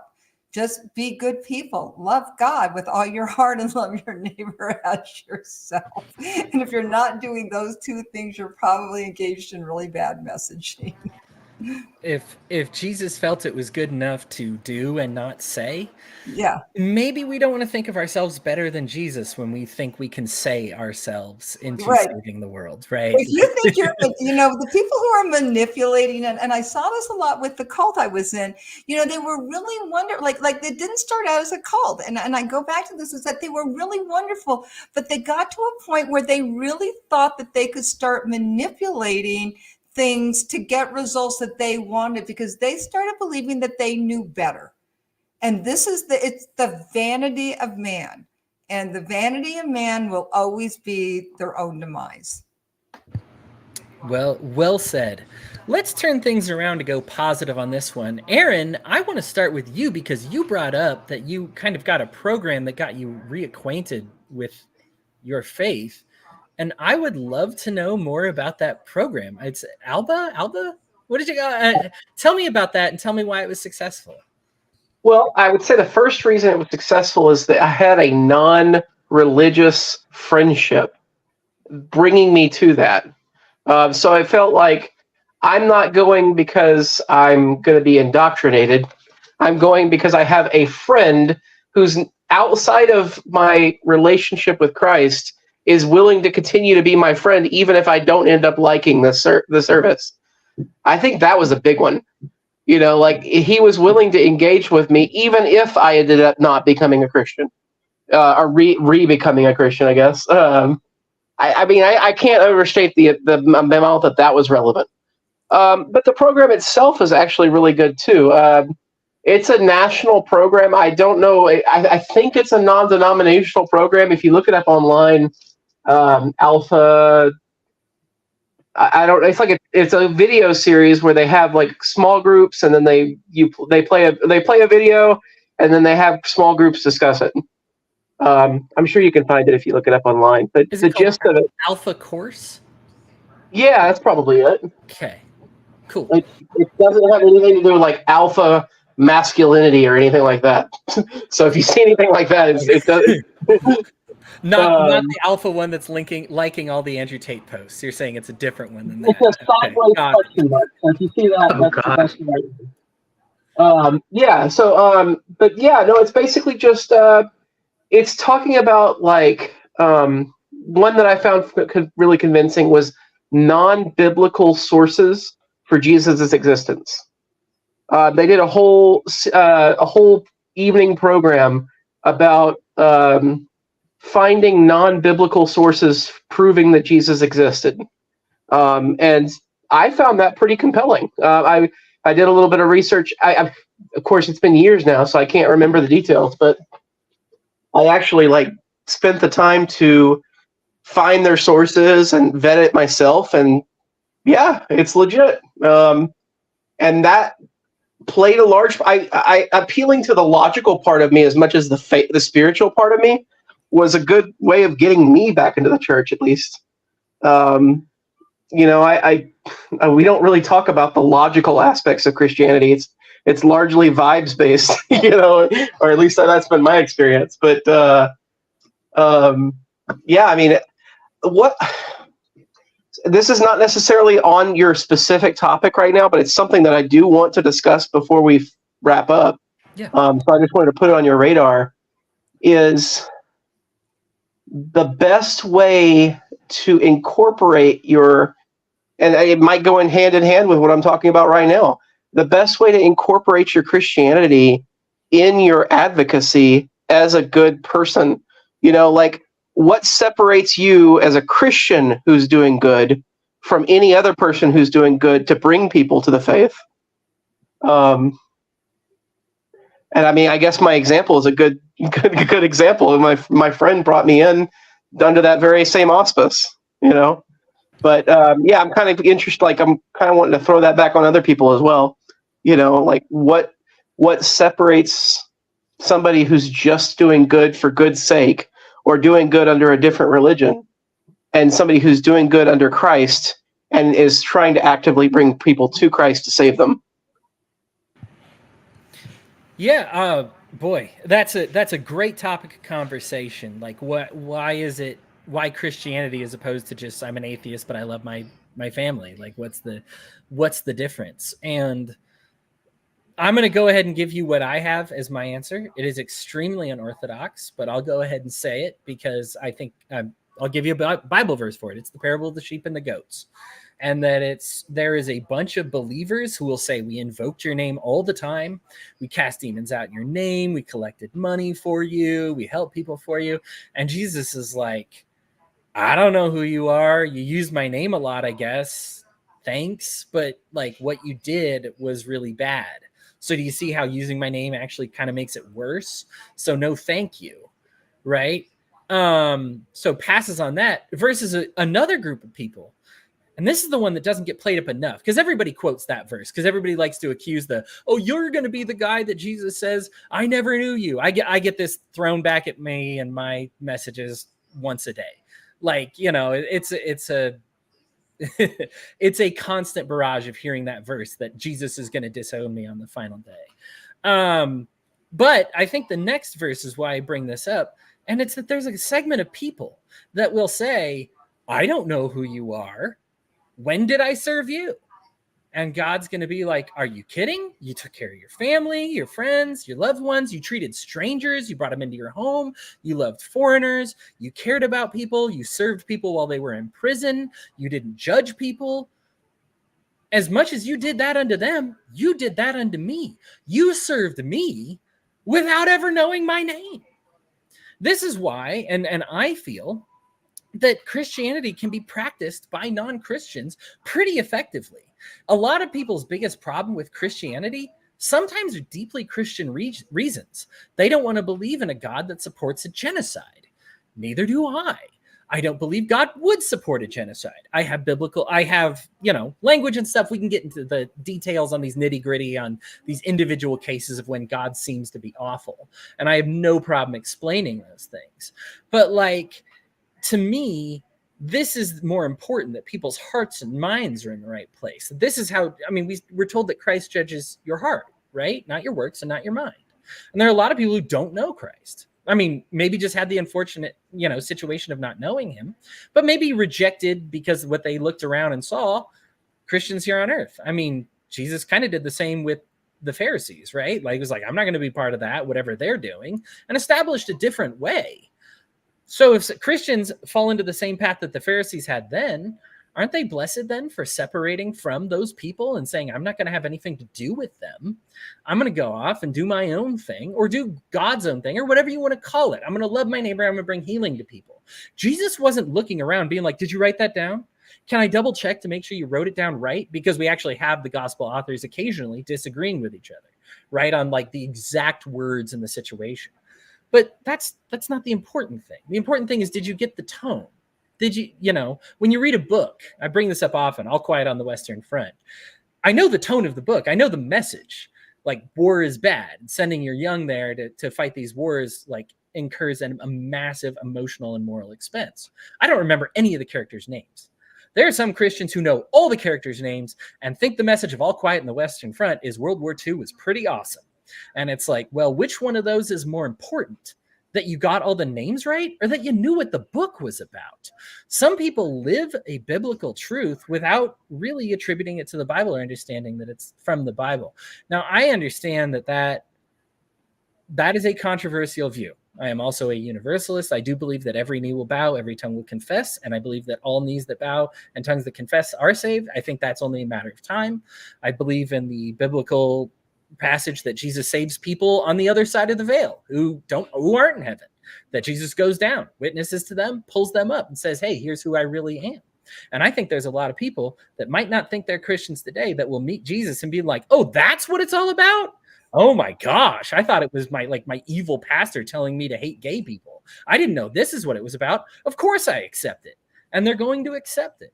Now, these are, like I said, these are very personal views on my part, and I want to be, I have this group because I want it to be home to many different opinions, right? Like, for me, it's important. What's true is important, not what Hody believes, but what is accurate, what is true. This is what I have deduced as best as I can from studying language and looking at these passages. But that's what I can see as best I can. Aaron, to your point, to your first point, I really love the fact that you said friendship is really what did it. But can you be friends? Is your relationship with them based on them being faithful? This is something that the missions were established for. You treat people and you heal them. This is another, hey, we're going to say two good things about the Catholic Church. That's pretty cool, right? In this thread here. Not too often we get to do that. But establish these missions, heal them, educate them, and then let them accept Christianity on their own. When they're like, I want to be a part of whatever this is going on. Be a friend with somebody, and if they like really value you, they'll be like, Hody, my lead intro to this conversation is, how are you so happy? How are you so loving? How is it you're able to donate all this time? Why is it that you do these things? It's not me being like, Jesus says to do this for you. I am doing this for Jesus. It is just doing the work, and then let them ask the question, and then that brings them in. It's just so much more effective. I think people just think, oh, you just want another notch under your belt. That's one thing. But like Aaron says, when they know that you're a friend regardless, that you love them regardless, hey, I'm going to keep educating you and healing you, even if you say Jesus isn't for me. That makes people very open to Jesus. So I do like that you bring that. The Roman centurion. Roman centurion. The centurion. We talked about the centurion last week, right? Like, his faith being made perfect, even though he didn't understand the Gospels very well, and like, is it understanding the Gospels perfectly? No, it was his faith. And that's made clear to him, right? Like, this is what has saved you, is your heart, your understanding this. To me, it's no surprise. And Trish, I'll give you some kudos on this as well, because I'm a bit of a God manifests itself to all people in the way that you would best understand him. I don't think it's any accident that the golden rule exists in every single faith, because the more you explore your spirituality, whatever you call God, Allah, Yahweh, Vishnu, whatever you call God, is going to manifest to you, if you're in a spiritually good place, that treating others as yourself is a great policy. There's a spiritual truth in that. And you can say it comes from this, that, or the other. I don't care. Maybe I don't know the name of God, right? What if his first name is Herschel, and I've just been sending all the letters to the wrong address for like the last 20 years of my life? I've just been praying and all the letters went to some guy named, Yeshua, when really his name was Herschel. Is that really what's going to happen? Or maybe people who are praying in that right spiritual place, even if they're Hindu, that maybe they're like, well, God is God, right? Like, God hears your prayers. spoken to whoever. You know, this is part of his omniscience, right? Like, you can have the address wrong a little bit or get the name wrong on the envelope a little bit. That doesn't matter. What matters is what's inside the letter that you're mailing. That's what's going to get to God. That's what I'm counting what's in on. people's hearts, you know? Go ahead, Patty. No, I said that's what I'm counting on, because we know that I'm not completely confident I believe the right God. So I'm counting on the fact that, it's the concept, not God. So yeah. Yeah. Let's go to Bread. We haven't heard from you in a hot minute. Any examples you can think of where it's like you've heard from Christians and it's good messaging or behavior, you just say, that actually makes me want to be associated with you guys? I see. Well, I don't actually want to associate with. I prefer to associate with Christ-like Christians, which I call them. Basically, anytime I see people out there doing what I've been taught Jesus would do, or people remind me of my life as I was growing. Bread, your I mic consider. your mic location. Oh is no! weird again. You're Is good. it bad again? Can you hear It's me? okay. Did you hear the other stuff? I hear you fine right now. You're good. Okay, sorry about that. I've got to get a Okay. better microphone set up for this. No worries. You're doing great. I usually don't. I actually don't want to be associated with Christianity at all at this point. I do want to be associated with Christ-like Christians, and if I look out into the world and see you acting like Christ, I want to be involved in that.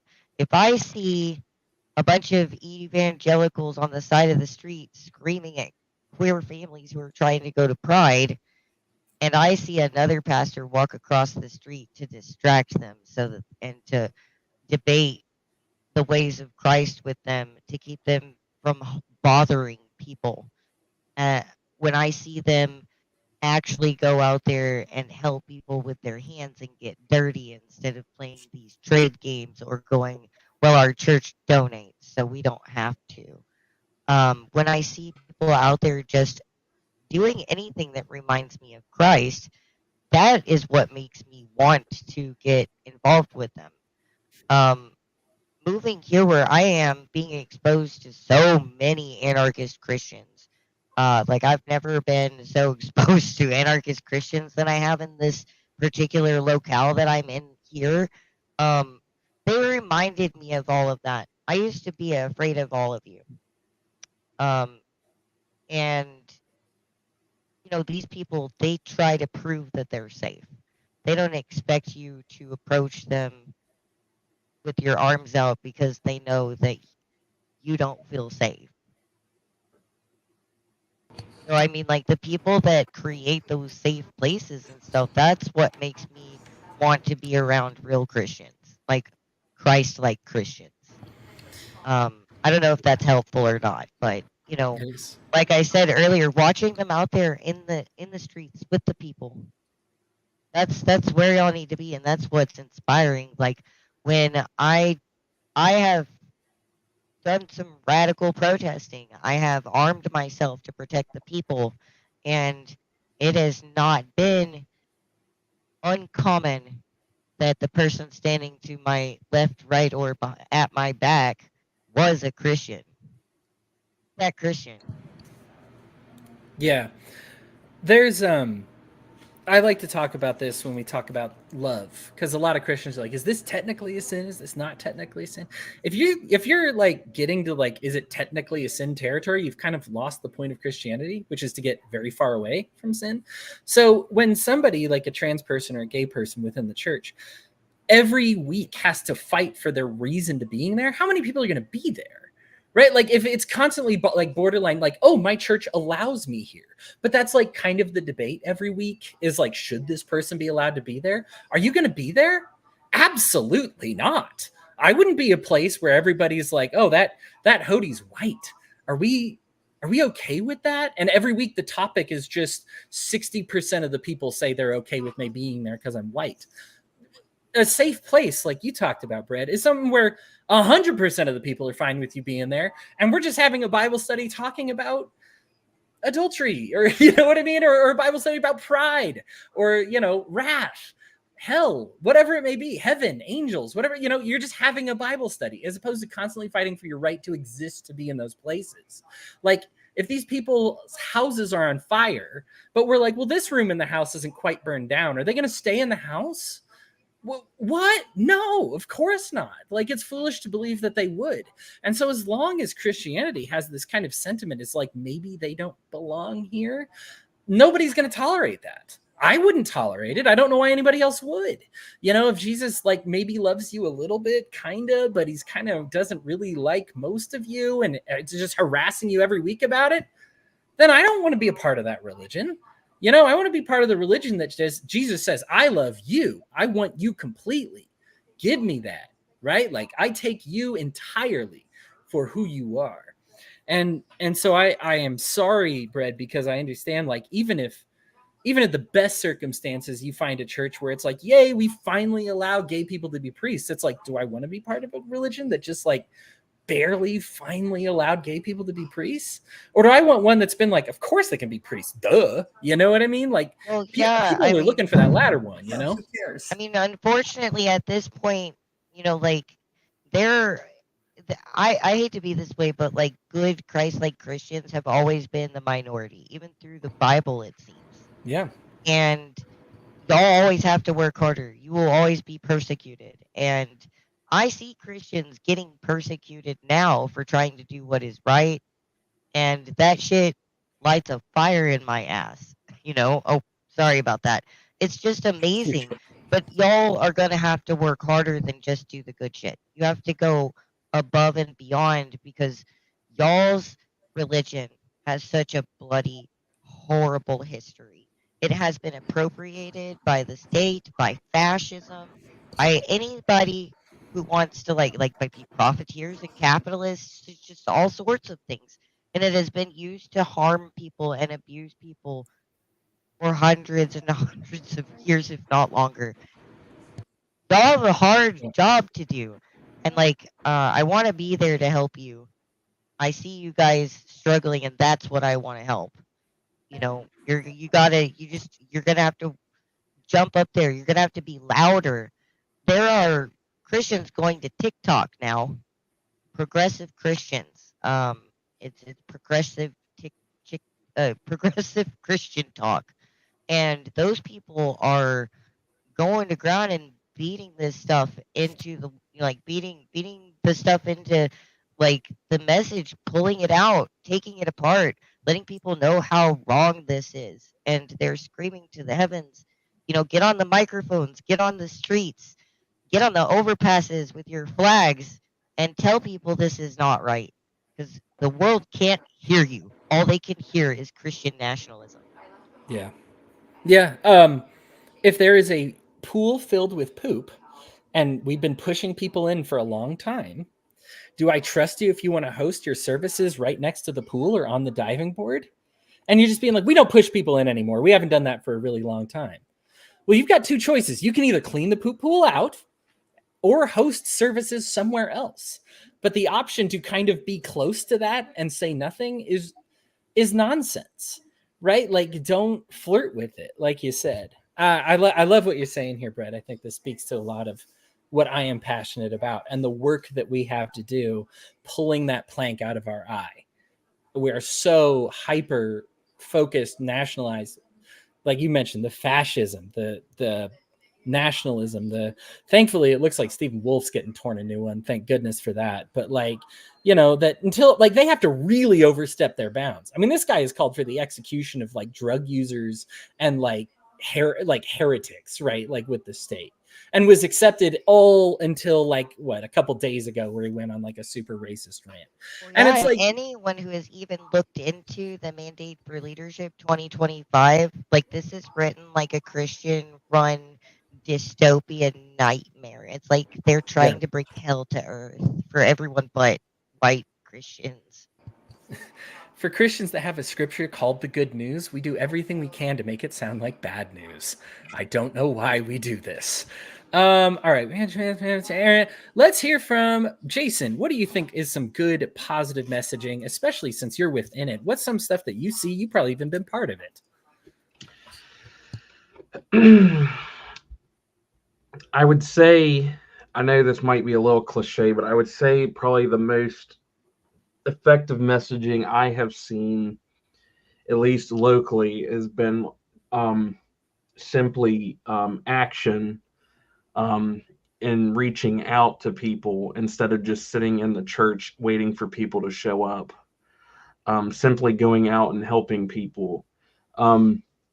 I hadn't realized, growing up how much, this is a little bit of a plug for the United Methodist Church for a minute.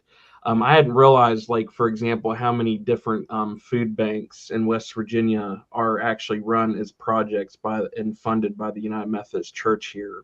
And they're just, it's like, they're funded, and it has their, in little print, like their logo, but it doesn't mean, oh, hey, are you coming to our church next week, or things like that. Half of the churches around here have, blessing boxes and things like that. And it's like, no shame. It's like, just go up there, take what you need, leave what you can, kind of thing. Wish we could do more, obviously. These food banks are actually struggling more lately because the need's getting worse and worse. Is what I've heard from some people.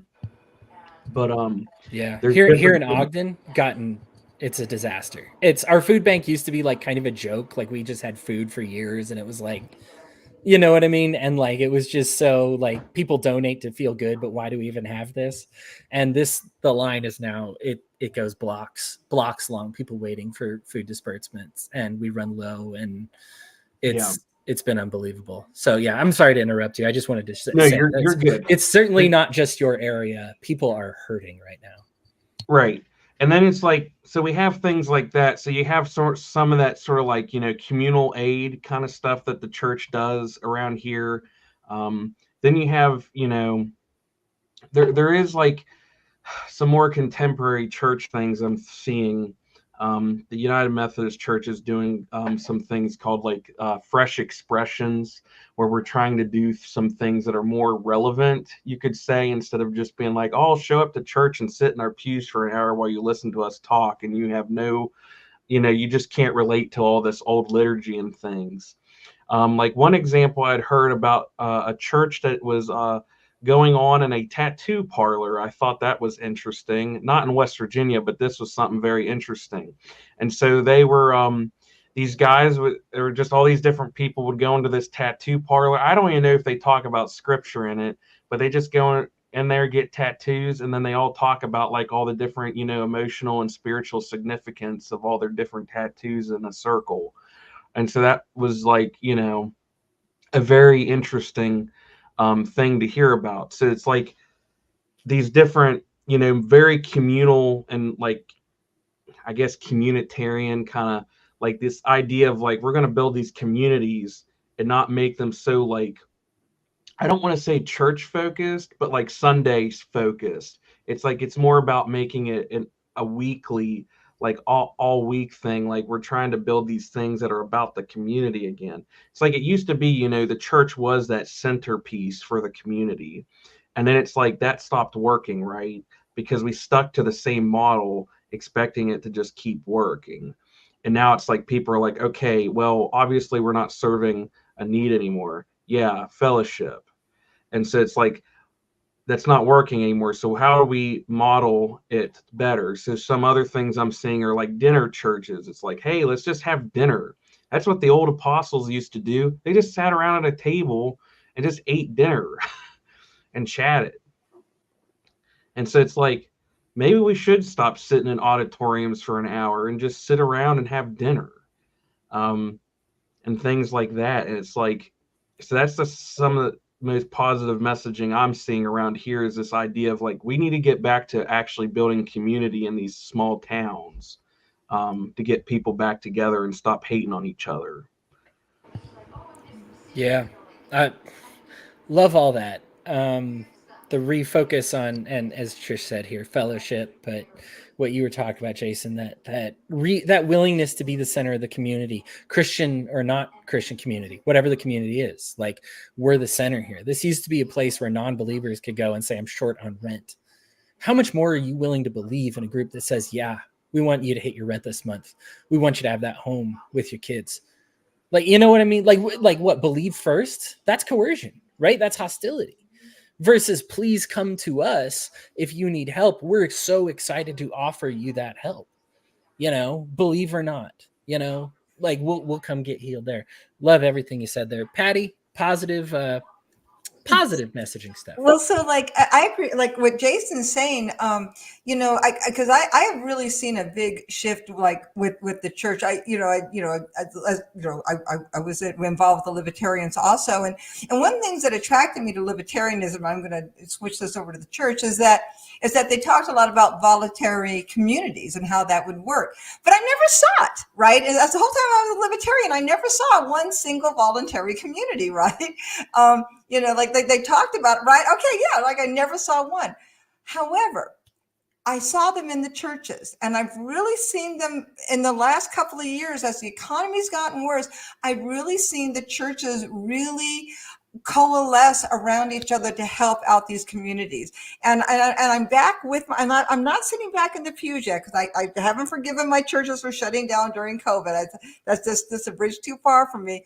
But I am back in my volunteering. Like I'm volunteering back with the food kitchens and helping with preparing the meals, and I'm volunteering like in some of the shelters and the food drives and all those other things. And I'm finding that with those churches and we're partnering with other churches to help build those, because we're running out of stuff so fast. We can't, like with Jason and Hootie, we can't keep them either.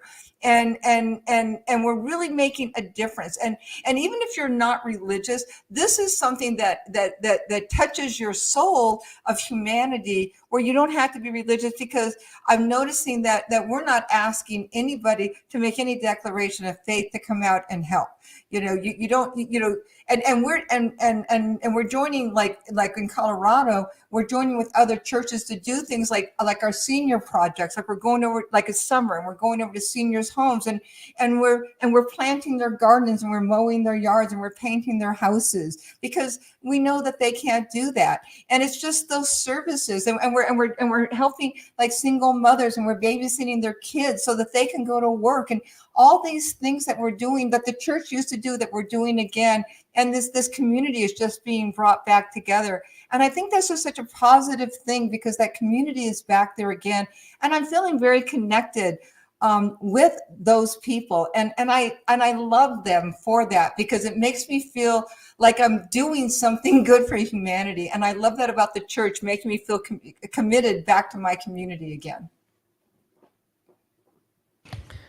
Love it. I want to open the floor to anybody here just in the last few minutes. Anything that we missed on, anything that you really wanted to expound upon? I don't want I don't want to close the doors here without getting everything that we want to have out there. I wanted to just say one thing on that whole topic, because so the biggest thing that, at least, and you're a big example of this for me. You know, I'm obviously, like I said, I'm not a Christian. I respect Christians like you, because you lead by example. You essentially, you know, it's about service, it's about love, it's about compassion, it's about all those things that, you know, I have been taught are very important, you know, through my own faith, you know, and the things that heal other people.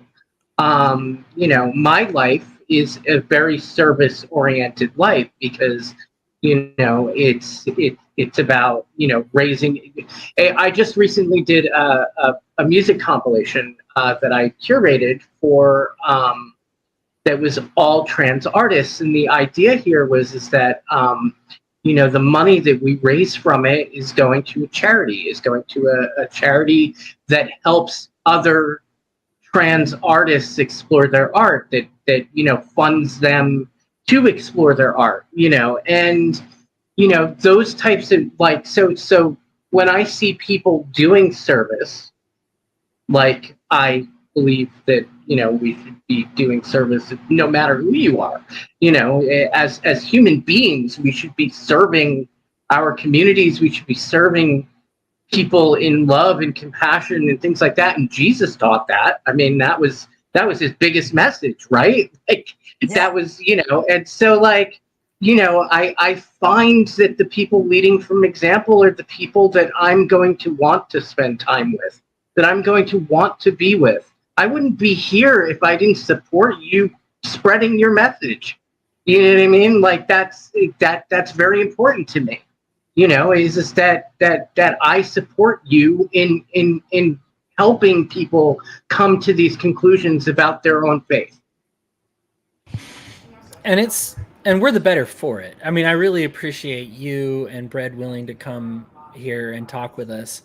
Because I mean, I understand the hostility that you get and how much of a moral question when you have to say, like, even if the message is good, like the He Gets Us commercials. A lot of people like these messages are on point, but do I really want to filter like people that are hurting into these Christian, like, I know that this message is good, but do I want them getting involved with Christianity in general?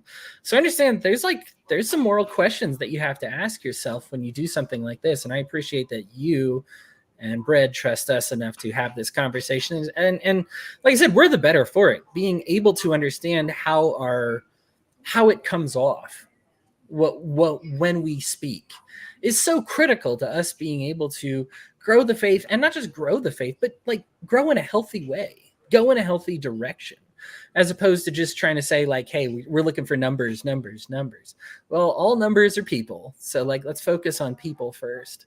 And I just appreciate that you both being willing to speak with us. I did have some things I wanted to say before I let the group finish things off here.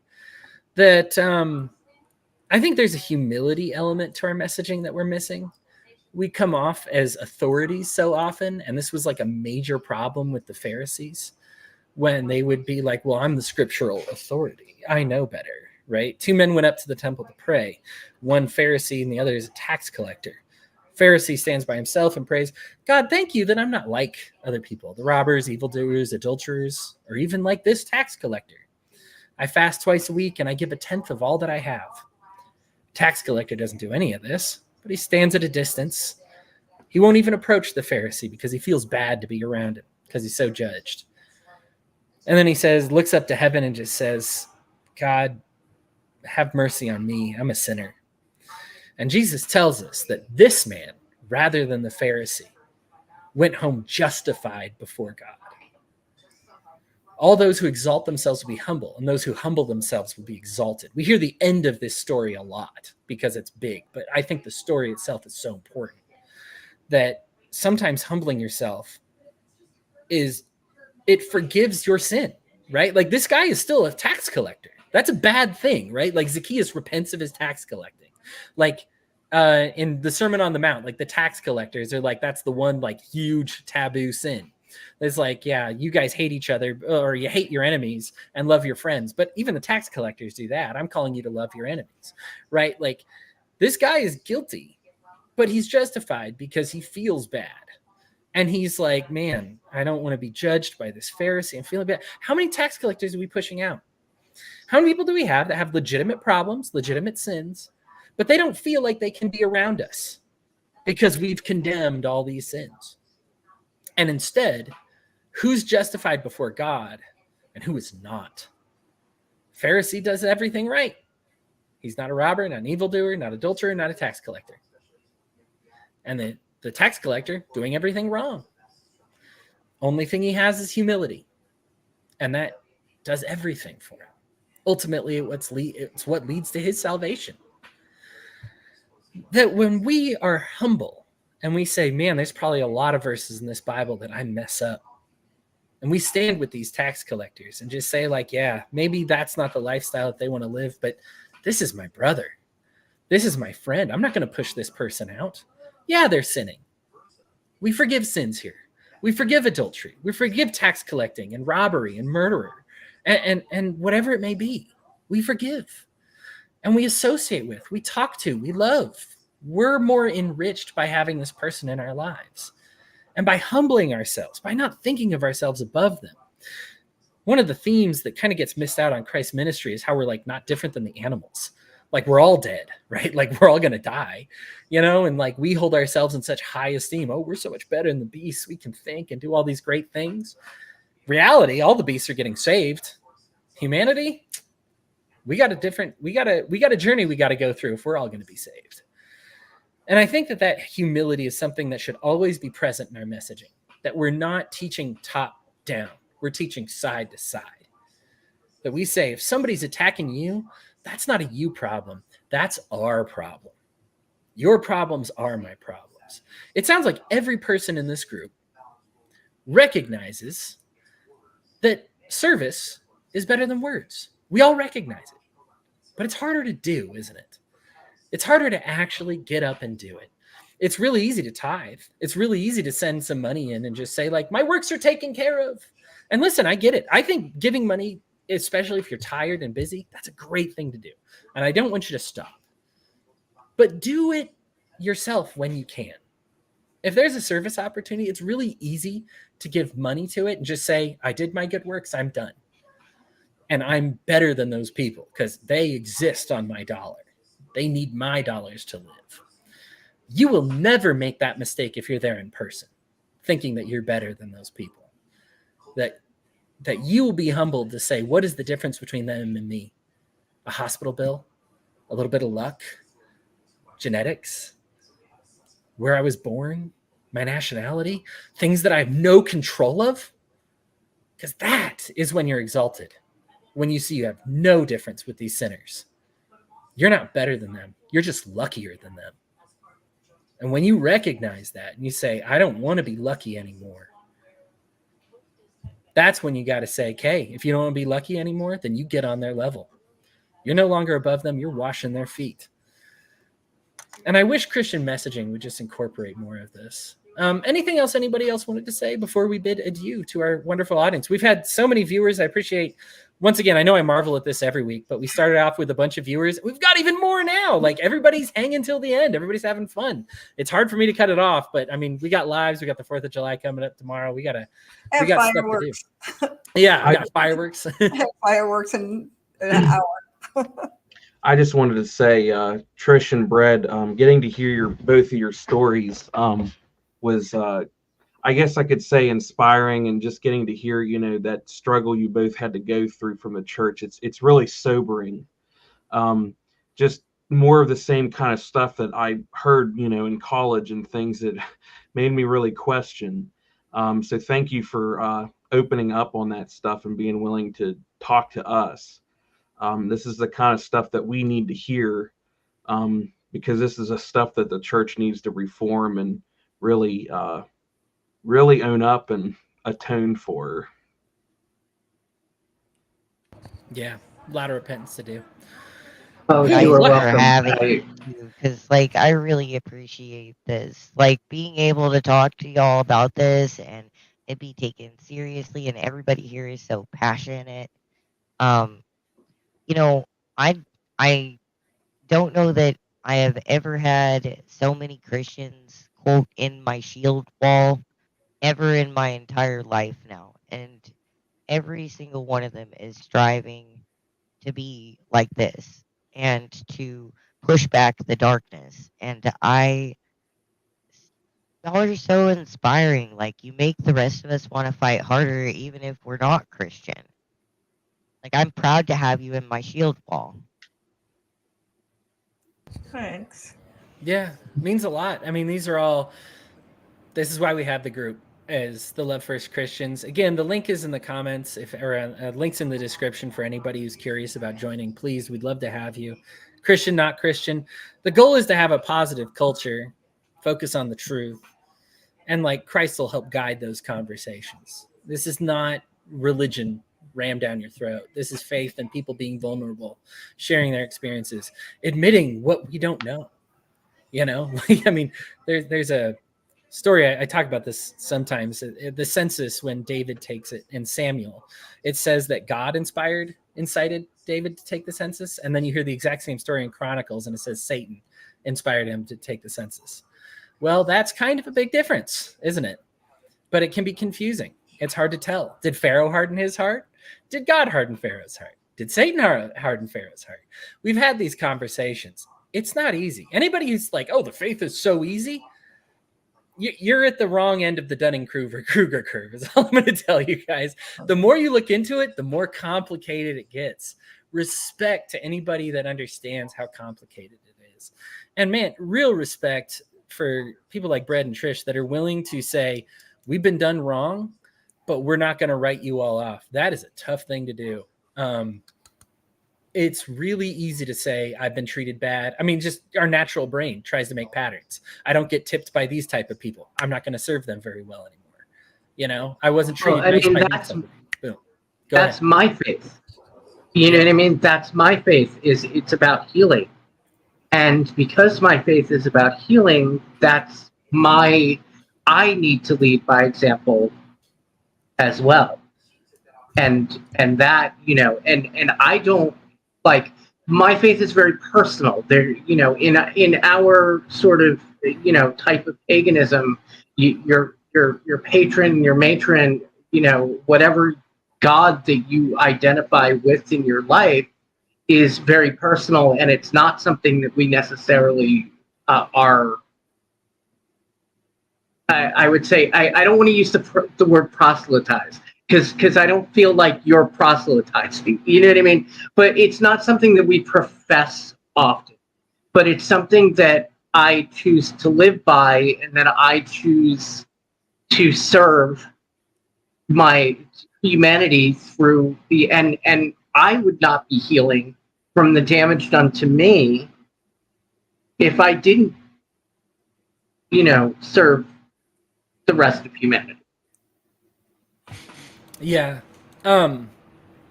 If you love those who love you, what reward will you get? Are not even the tax collectors doing that? And if you greet only your own people, what are you doing more than the others? Do not even the pagans do that. Be perfect, therefore, as your heavenly Father is perfect. It's funny how when we talk about being perfect, we don't associate less with sinners. We associate with them more. This is the way God works. If you want to be perfect, it's not about tidying up your life more. It's not about cleaning up everything more. It's about you being more connected to others. You not being above them. You getting on their same level. I do believe there is morality. I'm not teaching that's like, hey, sin's okay or anything like that. Absolutely not. I think we'd all come kind of to, it sounds like, Trish, your faith and mine would have similar things to say about thieves and robbers and murderers and things like that. And that's all going to remain the same. But it's when you see yourself above those people that you get wrong as a Christian. And I just want to make sure when we talk about messaging, and I think this is why I wanted to kind of leave it with this tone. It's just you're not better than the people you're preaching to. You just got a different perspective. Share the perspective, sure, but that also means sharing their perspective. The term conversion and conversation comes from the same root word that means to turn, which means you take turns changing. If I want somebody to convert, it's turn with specifically. Turn with. Yeah, good. Because You actually know. Fantastic. Come from Latin. Yeah, so we turn together. How many people are you trying to convert, but you're not trying to turn with them? Because then that's not conversion. You haven't done any changing. If I converse with somebody and they haven't said anything, I'm not conversing with them. I'm dictating to them. I love it when podcasters do this. I want to have a conversation with you guys. If you're you have an open mic, it's not a conversation. You're just telling me what you think, right? Like, converse means there's two people involved who are changing, who are turning. Right. So if somebody converts, we're both changing, right? Like any change that you want to make in somebody else, don't just look at their heart and what needs to change. Look at your own heart and what needs to change in order to reach them. God says every knee will bow, every tongue will confess, everybody's reachable. And I believe that. Everybody is reachable. The difference is are you good enough to try and reach them? Or are you going to give up? Are you going to throw in the towel? Are you going to get Caesar involved? Are you going to make church a hostile place for them? Are you going to try to bully them into it? What type of Christian are you? Are you the Christian primitivist who said, yeah, send me into a foreign empire surrounded by my enemies, and I will create this church and I will learn their ways, and they can kill me and I'll rise up even stronger, and I'm willing to be subject to death for my enemies because I love them so much? Or are you the Christian that says, rainbow flag next door, my kids are going to be atheists now? Those are kind of the two varieties of Christianity that we get to choose from today. And I'm tired of Christians choosing the latter. I'm done with it.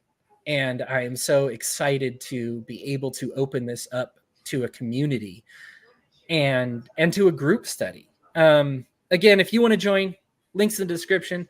Love to hear from you. Please be a part of this. I see we got a lot of listeners, and I just wanted to say you're all welcome to be part of the Love First Christians. We'd love to hear from you, and we're all better from your perspectives. I look forward to all the new people. We got like 7 new people this last week. And so if you're new and you're like, oh, I don't know if I should chime in or say something or start something. I'd love to hear from you. We are the better when you all converse. So I really look forward to hearing from you. Oh, that's a private message for me. Thank you so much, guys. Enjoy the rest of your evening. Have a happy 4th of July. Don't go nationalist, but do set off a few fireworks because that's just clean and fun. Have a good one, guys. Yep. Bye. See ya.